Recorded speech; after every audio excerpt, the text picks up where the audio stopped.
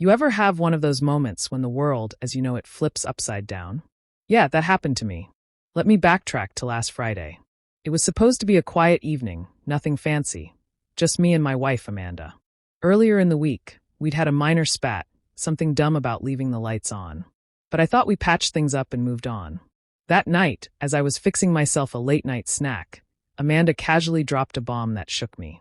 "I'm heading out to a party," she said, her eyes glued to her phone, barely acknowledging I was there. I paused mid-bite, confused. "What party?" Just something with friends." "Don't wait up," she added, her tone so nonchalant it felt like a slap. "Here's the thing. We've always had an unspoken agreement. If either of us wasn't comfortable with something, we talked it through. But this?" She didn't ask. She just stated it, like some corporate executive issuing orders. "Hang on," I said, putting my sandwich down. "I thought we agreed these late-night things weren't your thing anymore." She shrugged, already reaching for her keys. "It's no big deal." Amanda was wearing a sleek black dress I hadn't seen in years, paired with heels I didn't even know she still owned. This wasn't her usual casual night-out look. This was the kind of outfit that turned heads and stopped conversations. I watched as she stood in front of the hallway mirror, carefully applying lipstick, giving herself a once-over with a look of satisfaction. Not a single glance back at me. Not even a goodbye kiss. "Don't wait up," she repeated. And just like that, the door clicked shut behind her. I sat there frozen, a weird chill creeping up my spine. Something about her whole demeanor felt wrong. Or maybe, just maybe, I was finally seeing her for who she really was. The silence in the house that night was deafening. Every creak of the floorboards, every faint sound from outside seemed louder than ever. I tried to distract myself, watched some TV, scrolled through my phone, but my gut wasn't having it. Something was off. Way off. By midnight, I found myself doing something I'd sworn I'd never do. I logged into our shared phone account. "Just a quick check," I muttered, trying to justify it to myself. A few clicks later, my stomach hit the floor. There it was. A number I didn't recognize, showing up over and over. Dozens of texts. Late-night calls. Stretching back weeks. My mind was scrambled, grasping for innocent explanations, but deep down, I already knew this wasn't paranoia. This was real. I stared at the screen, the endless list of calls and texts practically taunting me. That number popped up again and again, like it was daring me to confront the truth. Late at night, early in the morning, even during the day when she was supposed to be at work. Maybe it's a work thing, I muttered to myself. Or some friend she hadn't mentioned. But the sinking feeling in my gut wouldn't buy it. By 1:30 a.m., I was still on the couch, phone in hand. She hadn't called. She hadn't texted. Nothing. My thumb hovered over her contact, tempted to call and demand answers, but I held back. No. If she wanted to pretend I didn't matter, I wasn't going to grovel for scraps of attention. The hours crawled by, and just as the faint light of dawn started peeking through the blinds, I heard it, the unmistakable sound of heels clicking on the front steps. My heart raced as the door creaked open. There she was. Amanda.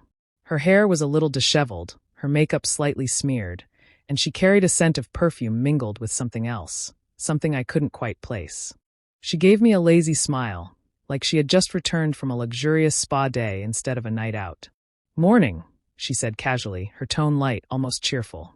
I sat there, staring at her, my mind a blur of emotions. Finally, I managed to get the words out, harsher than I meant to. "Where the hell were you?"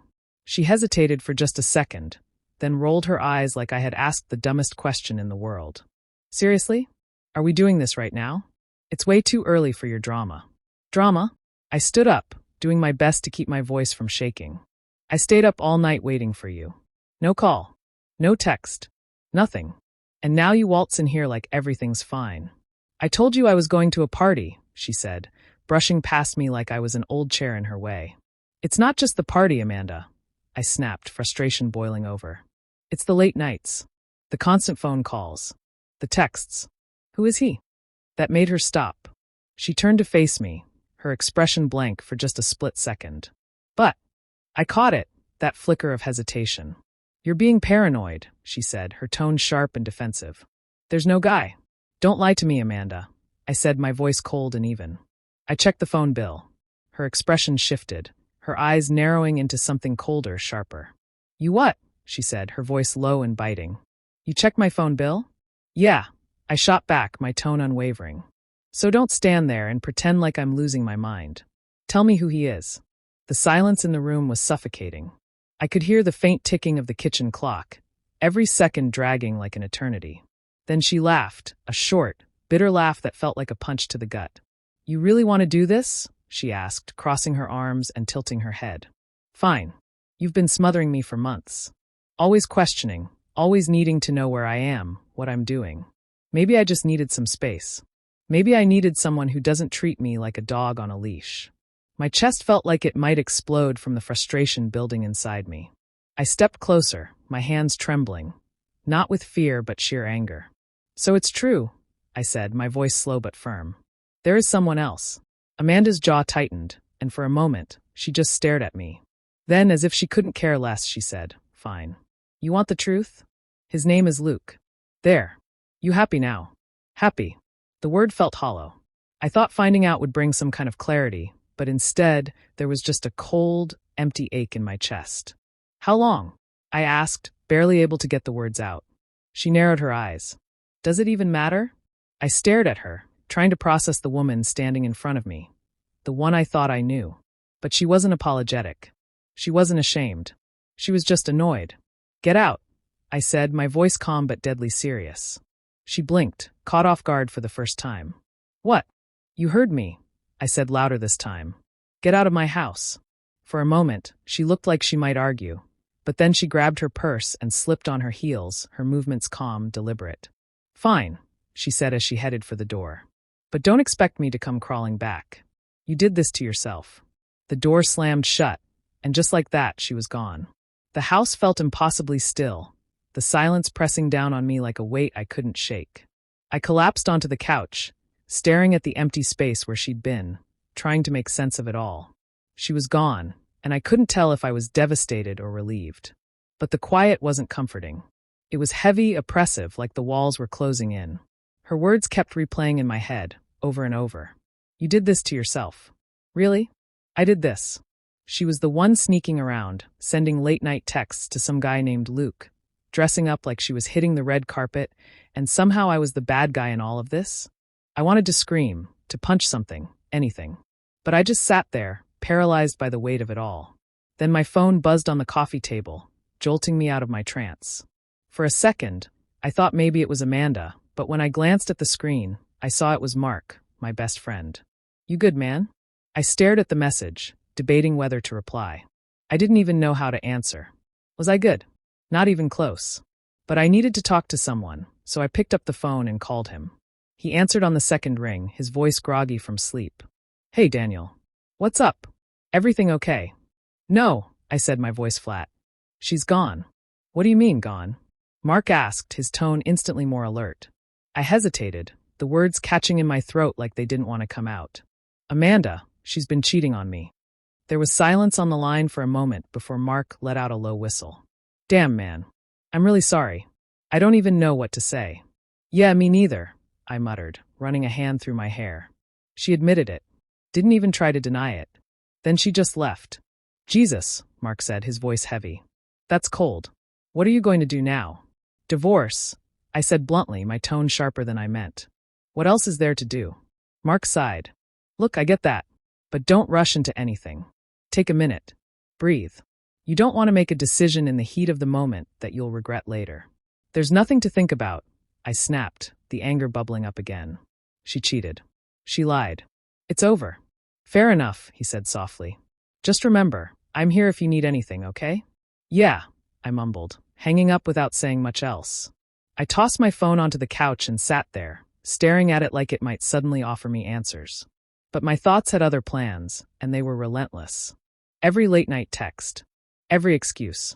Every dismissive shrug. It all made sense now. She hadn't been finding herself or needing space. She'd been finding Luke. I couldn't stay on that couch another second. The house felt suffocating, like it was shrinking around me. My eyes landed on her laptop, sitting open on the kitchen counter. I froze. Torn. I hated the idea of snooping. It felt wrong. But at this point, what did I have to lose? With shaky hands, I walked over and opened it. No password. Of course not. Amanda had always been so confident, so sure I'd never check. I went straight to her email. It didn't take long to find what I was looking for. Subject line: last weekend was amazing. My stomach churned as I clicked on it. The email was from Luke, full of flirty comments, inside jokes, and plans for future weekends. He'd even attached a photo of the two of them at a hotel. She looked radiant, happier than I'd seen her in a long time. My chest tightened as I scrolled further, reading more than I should have. This wasn't some meaningless fling. This was a second life she'd been living right under my nose. I slammed the laptop shut, my thoughts racing. She wasn't just cheating. She was building a future with someone else, all while keeping me in the dark. My phone buzzed again on the coffee table. I ignored it. The anger swelled in me like a tidal wave, hot and uncontrollable. I couldn't stay in that house a second longer. I grabbed my jacket and stormed out the door. The cool night air hit me like a slap, but it wasn't enough to extinguish the fire raging inside. My feet carried me down the street without a plan, my thoughts moving faster than I could keep up. Amanda and Luke. It wasn't just a name on a phone bill anymore.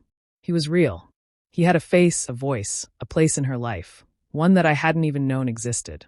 How long had I been blind to this? The further I walked, the clearer it became. There was no fixing this. No amount of apologies or counseling could undo what she'd done. I pulled out my phone, my thumb hesitating over Mark's name before I scrolled down to someone else. My lawyer. Divorce had always been one of those things that happened to other people. Not me. Not us. But now it was the only path forward. I stopped. There was one on the mantle from our first vacation together. We looked so happy, smiling like we didn't have a care in the world. I stared at it for a long time, feeling the weight of everything it represented. Then, without much thought, I tore it in half. That version of us didn't exist anymore. By the time I finished, the bag was full, and the house felt emptier. Not better, definitely not better. But at least I wasn't surrounded by constant reminders of her. I carried the bag outside, dumped it into the trash bin, and slammed the lid shut. The sound echoed in the stillness of the night, and for a brief moment, it felt like the first step toward reclaiming my life. The next morning, I found myself sitting in Andrew's office. The fluorescent lights buzzed faintly as he spread out a stack of paperwork across his desk. 7 years of marriage, he said, glancing at his notes. No kids.